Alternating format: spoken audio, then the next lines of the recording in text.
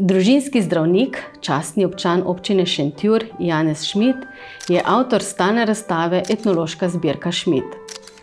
Nahajamo se v kletnih prostorih njegove hiše, kjer ima prav tako bogato zbirko predmetov, povezanih z delom zdravnikov na Kozjanskem. V seriji filmov Zgodbe naših ljudi predstavljamo krajane, ki s svojim predanim delom, znanjem in kreativnostjo zaznamuje življenje v skupnosti in skrbijo za prepoznavnost Šentjurja. Dobrodošli med Šentjurčani. Ja, nahajamo se v prostoru moje domačije, se pravi v Šentjurju, v Črnolici, in sicer v kletnih prostorih, kjer imam postavljeno to zbirko, ki pravzaprav ni zbirka, ampak je depo medicinskih naprav, dokumentov, slik, aparatov, ki sem jih jaz ohranjal v času mojega dela ali službovanja na planini pri Sevnici, in to od leta 1969 dalje. Ti prostori so seveda provizorični, služijo samo ogledu tako na hitro teh posameznih, bi rekel, elementov ali predmetov, ki sem jih jaz zbral, in seveda čakajo na to, da bi se našel nekdo, ki bi to zadevo spravil nekako v pravo zbirko, ki bi služila za ogled, ker je zbirka izredno pomembna za celotno občino Šentjur. Težko je reči o številki, teh predmetov je veliko, ker če veste, da je to noter zbirka raznih inštrumentov, kirurških, ginekoloških, zdravila, laboratorij in tako naprej, kot oprema zdravstvene postaje na planini, ki se je dopolnjevala.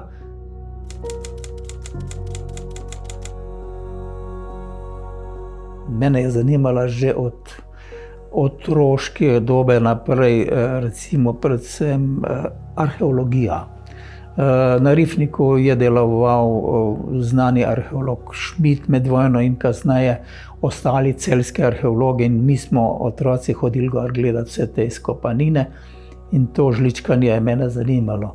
In od takrat naprej nekako znam ceniti vse tisto, kar je staro, in znam to stvar tudi očuvati.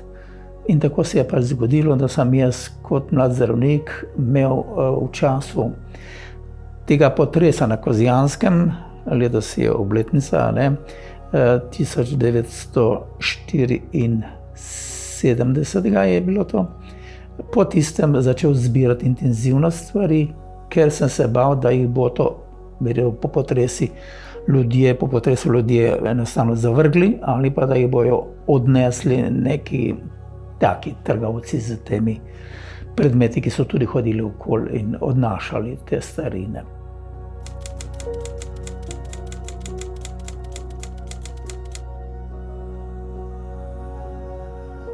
Ja, to je odraz preteklosti, in mislim, da se ljudje radi vračamo v preteklost in se moramo vračati v preteklost, ker če se ne bomo vračali v preteklost, ne bomo znali ceniti prihodnosti.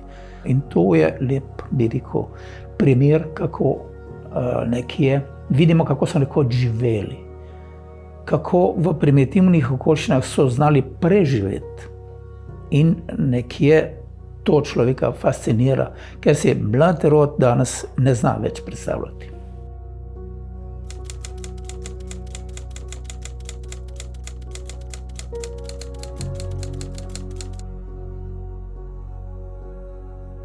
Ja, kot mlad zdravnik sem se srečal z likom Ane Vambrezamr tako, da so mi ponudili Planinčani takoj knjigo Kronika trga in gradu od Ane Vambrezamr. In ko sem jaz to knjigo odprl, me je prav, bi rekel, gnalo, da jo preberem do konca, in vtisnil sem si zelo v spomin njene besede, ko je govorila, da je potrebno na planini narediti še kaj takega, kot je kakšen muzej, in da se bo rodil sigurno kakšen tak sin na planini, ki bo vsaj nekaj teh starih stvari zbral kot začetek za nek muzej, za neko zasnovo muzeja. Pa sem rekel, pa zakaj ne bi jaz tole poskušal, imam vse možnosti. Imel sem kot zdravnik na takem koncu, kot je bila Planina, vse odprto. Ljudje prijazni, dostopni in kaj je bilo treba druga kot zbirati stvari. Jaz sem pri Ani Vambra-Zamr začel tako, da sem naprl tisto njeno kroniko, ki je bila uničena, požgana je bila že, pravzaprav platnice so že bile ožgane, nekaj strani je bilo iztrganih, nekaj manjkalo, bi rekel, fotografij in to sem jaz vse preko raznih arhivov v Gradcu oziroma v Mariboru nadomestil. Najprej sem jo fotokopiral, zato da se ne bi izgubila. Potem smo iz tega naredili novo izdajo, nekako dopolnjeno, da smo Kureta priključili noter, da je Kuret nekaj napisal, nekaj jaz in tako je ta kronika šla takoj. Takoj smo jo razprodali, ker to je bilo nekako za Planinčane kot sveto pismo.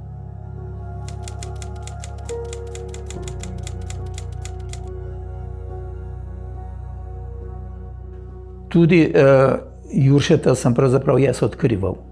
Jurš je bil poznan samo sodobnikom, ampak on je bil orožnik v bistvu. Kot fotograf amater pa je naredil izredno veliko delo, poslikal je namreč krajino življenja na Planini in okolici. In to je ostalo na fotografskih ploščah, ki sem jih jaz vedel za nje. Ko pa je umrl zadnji njihov potomec, je pa to ostalo nekako, že je pristalo na pogorišču. In jaz sem imel srečo, veliko srečo, tako ko imam v življenju nasploh, hvala Bogu, da sem to prav čas rešil. To se pa preko 4000 fotografskih plošč, okrog, ne bom rekel točno, ampak veliko pisem Ane Vambra-Zamr, ki je bila v korespondenci z planinsko prijateljico in za Juršetovimi. In to sem jaz potem vse ohranil in imam še danes ohranjeno. To so originali, ki čakajo samo še na prezentacijo v pravem prostoru, na pravem mestu.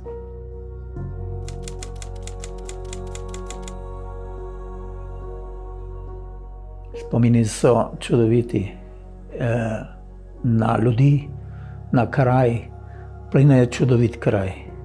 Ima tako, bi rekel, pokrajinsko poezijo v sebi, da je ne najdeš. Sploh takrat, ko sem jaz prihajal na Planino, ko je bilo to še vse nekako, a veste, po starih makadamskih cestah, slabe komunikacije, peš smo hodili in v tistih časih smo imeli dosti časa, ki ga danes žal nimamo več, in smo spoznavali ljudi, njihove navade in se družili z njimi. In vse je bilo tako odprto. Zdaj, kaj bi bilo tisto, kar bi mene najbolj, bi rekel, spominjalo na Planino? Seveda dogodki, a ne? In od teh dogodkov, bi rekel, moje dogodki iz stroke izstopajo, ne? Najlepše mi je bilo, ko sem hodil po terenu z vozilom 5 kovčkov, zdravila, inštrumenti, obvezilni materiali, vse sorte.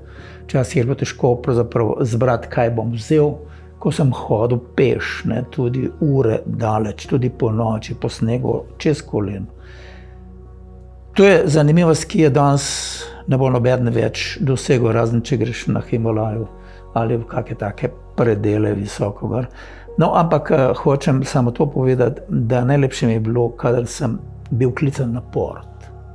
V tistih časih od leta 1969 pa do 2007, ko sem jaz služboval na Planini, sem se opravil okrog 30 in še več porodov.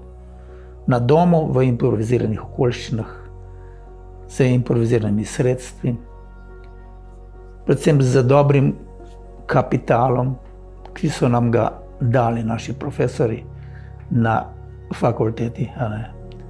In z tem, da si moral kot zdravnik solist, na Planini sem bil solist, ne, pravzaprav preigravati vse te možnosti, ki se mi bojo dogajale po noči. Kaj bom naredil, če bom klican pri krvavitvi, pri dušenju, pri porodu In to sem jaz imel potem vse uigrano v glavi, tako da pravzaprav sam sprožiš zadevo in teče. In moram reči, se je vse srečno končalo. To je pa tisto, če ima človek srečo, je ima.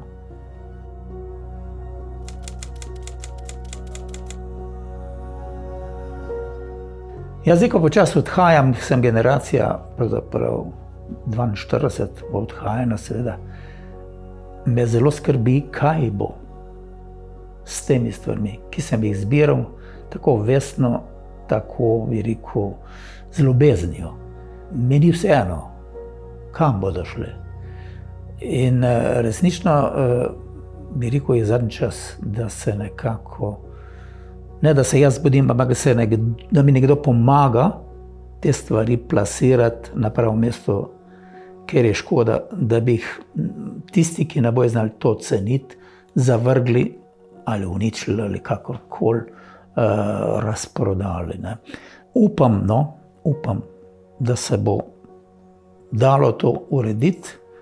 Računam na vse tiste, ki se bavite s kulturo, z ohranjanjem naše dediščine, da boste znali te stvari presoditi in jih ohraniti.